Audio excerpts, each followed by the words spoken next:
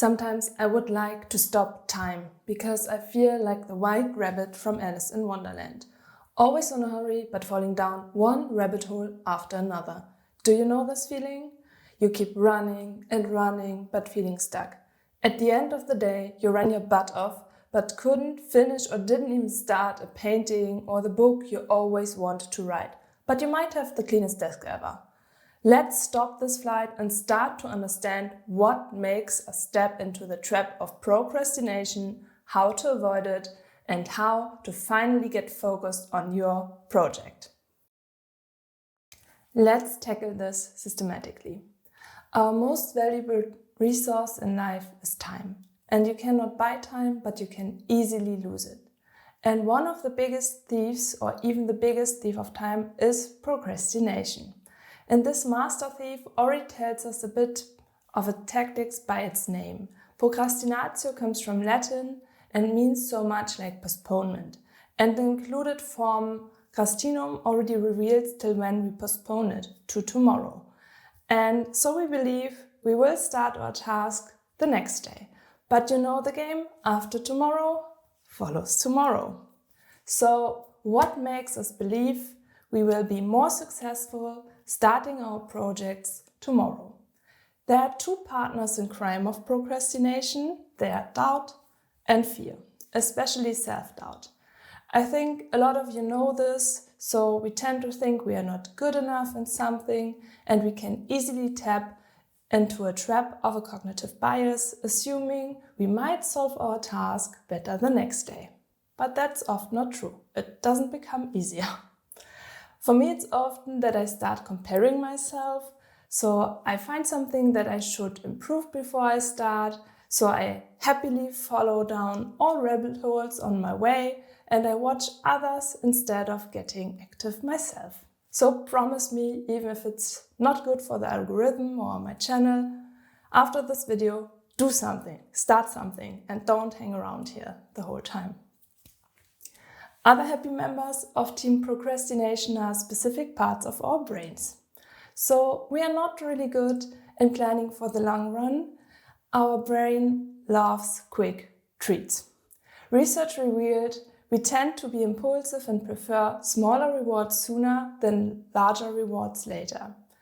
Imagine the treat-craving parts of our brain as the white rabbit, like the white rabbit from Alice in Wonderland. This one tries always to convince us to hop into the next rabbit hole, to watch cute, funny or exciting videos on social media, pumping cheap dopamine into our brain instead of kicking off our project. But I have good news for you.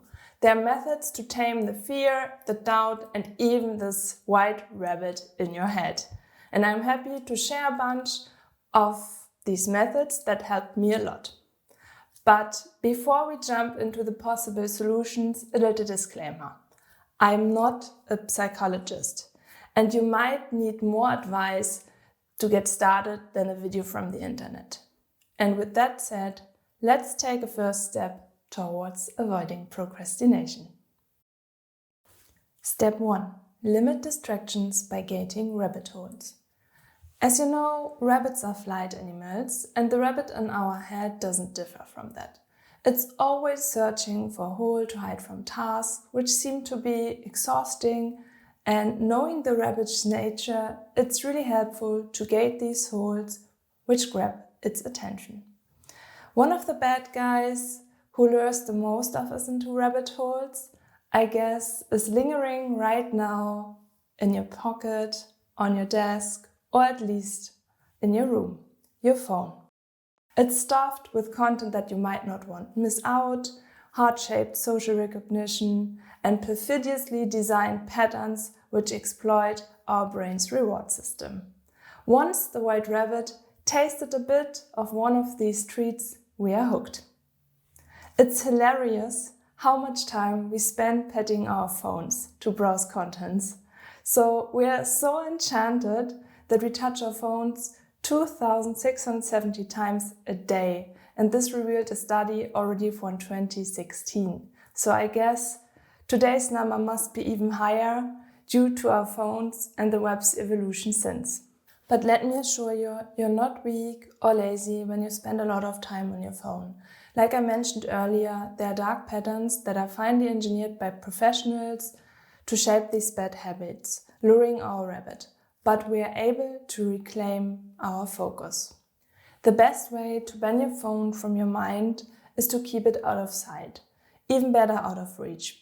Research and discourse in the scientific community brought to light that the tendency for brain drain, which compromises our cognitive performance, arises when we're in the same room with our phones. Personally, I always like to put my phone into another room, but I know that it's sometimes not possible because you're awaiting an important call or you want to be available for your family.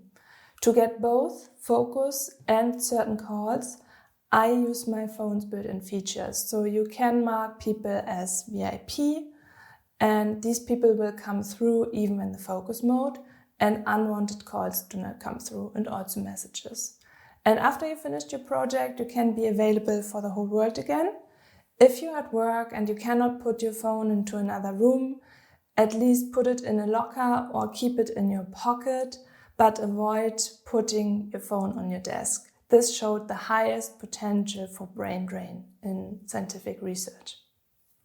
Besides your phone, there's another master of distraction always attached to you, your head. So like there. Its remoring of upcoming tasks tend to stop us from starting because we feel overwhelmed by the towering laundry mounting awaiting us, carrying and paying our bills, or caring for and paying our bills, and balancing a social life. But let's start with the simple thoughts around upcoming events. As with your phone, one way to deal with these thoughts can be to lock them away. They don't need a fancy spot or a fancy place in your room. A simple piece of paper does the trick already. If a task comes to your mind, write it down, and you will have a reminder to deal with it later and it's out of your head. But I know there are other thoughts dragging us into rabbit holes that are not that easy to lock away. For thoughts made up by fear and doubt, which I already mentioned in the beginning, it's more challenging to put them aside. You have to practice and sometimes even need to search professional help to deal with self-limiting or toxic beliefs. With these doubts filling up our heads, we also tend to adopt behaviors which mimic we are doing something because we're actually busy, but we aren't moving towards our goals at all. So let me give an example. Hands up if you ever thought, before I start writing, I need to tidy up my desk. So before I start running, I need to research the best running shoes to not hurt my feet. And before I show my art to the world, I need to follow thousands of tutorials. So try to identify these habits that keep you busy endlessly, time box them, and don't follow them blindly. A strategy that helps me dodging thoughts leading to procrastination microactivities is to be my own gatekeeper. I get, so to say, in an inner conversation with myself, challenging thoughts that slow me down, blame myself, and hinder me in getting active. This sounds super abstract, so let me give you an example where I think a lot of you can relate. I'm not good enough at painting. Fill in whatever you want, writing, running, singing, whatever, but I guess many of us think they are not good enough in whatever they strive for. When thoughts like this enter my mind, I start unmasking them. I ask myself in this context, what good actually means? So most times it reveals that I'm not satisfied with my style. And moving on with my conversation, I try to extend my perspective, which does not only relate to my bad painting at the moment, but in a bigger context. So, because even in museums there are paintings that I personally don't like, but does this mean they are bad? I don't think so. And like this, I stroll along my thoughts, analyzing what I don't like about my style, what styles I prefer, and how to get there. After some back and forth in my mind, the conclusion is, for this example, with a given time and skills, I do my best, and I actually enjoy painting, even if it doesn't always look like the best painting in the world. So every painting is worth to be painted as a step, not as a stop on the journey defining my style as an artist.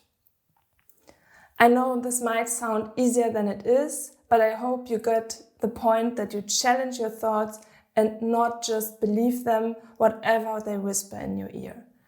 So, and moreover, take this little meet up with yourself as a reminder to be kind to yourself and conduct your inner conversations always as if you're talking to a friend.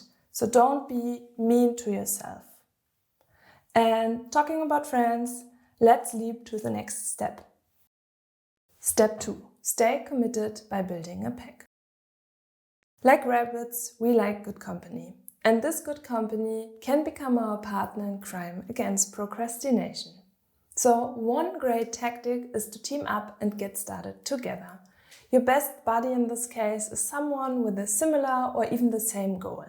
So let me give an example. You want to start running, but it's boring and painful? Do it together with someone and find some time in the week to run together.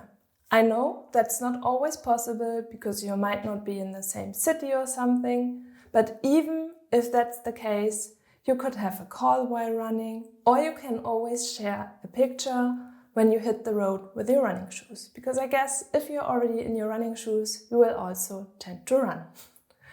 And you don't know someone with the same interest? No problem. Somewhere in the World Wide Web, there will be a community for that what you want to do.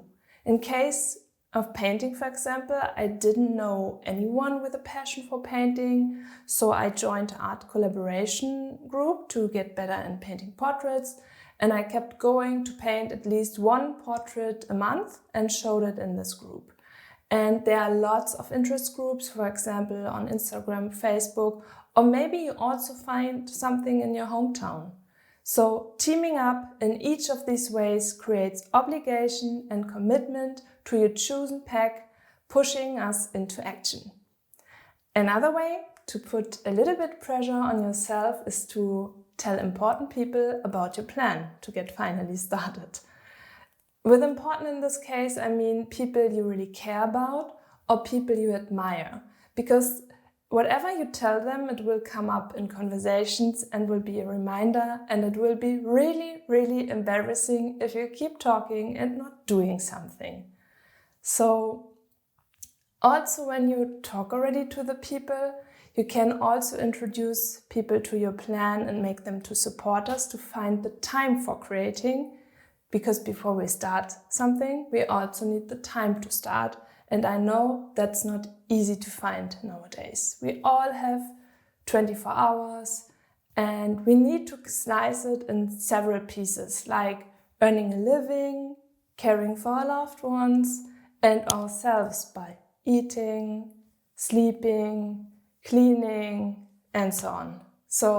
And when we have to cut our time, we often start at our piece of the cake. And in order to find time to start and keep going with your personal project, we sometimes need to make tough decisions by ring-fencing our time. And this personal piece of time can also impact people around us. Meaning with this, you cannot phone your bestie for hours, you cannot join every barbecue this summer, and you maybe cannot stay for 3 weeks at your relatives, maybe just for 1 or 2.